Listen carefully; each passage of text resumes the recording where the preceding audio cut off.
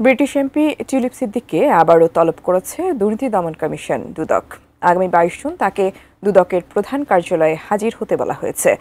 অবৈধভাবে ফ্ল্যাট গ্রহণের মামলার তদন্তে টিউলিপের বিরুদ্ধে ঢাকার 5টি ঠিকানায় নোটিশ পাঠিয়েছে দুদক। তাহিদ সৌরভ জানাচ্ছেন বিস্তারিত।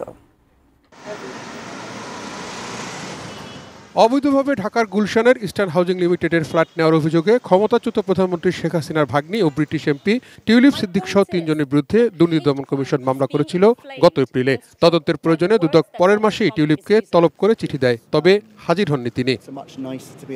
এবার 22 জুন তাকে দুদকে তলব করে ঢাকায় তাঁর 5টি ঠিকানায় চিঠি পাঠিয়েছে দুদক।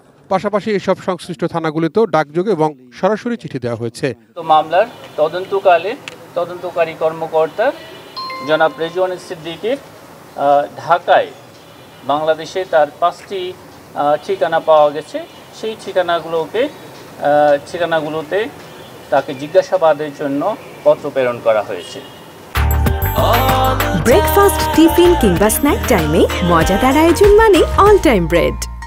আমাদের কর্মকর্তা সেই 5টি ঠিকানাতেই এই চিঠিগুলো জারি করেছেন। টিউলিপ ব্রিটেনের বাসিন্দা এবং সে দেশের এমপি। তাকে তার বর্তমান ঠিকানায় কেন তলবি নোটিশ পাঠানো হয় না, এমন প্রশ্নের উত্তরে দুদকের মহাপরিচালক জানান, বিদেশের সুনির্দিষ্ট ঠিকানা, তার এক্সাক্ট লোকেশন মানে অ্যাড্রেস আমাদের কাছে নেই, সেই কারণে সেই ঠিকানায় কোনো পত্র প্রেরণ করা হয়নি। বাংলাদেশের নাগরিক আছেন এবং সেই হিসাবেই তার এখানে বাংলাদেশে যে ঠিকানাগুলো রয়েছে সেই ঠিকানাগুলোতেই পত্র প্রেরণ করা হয়েছে।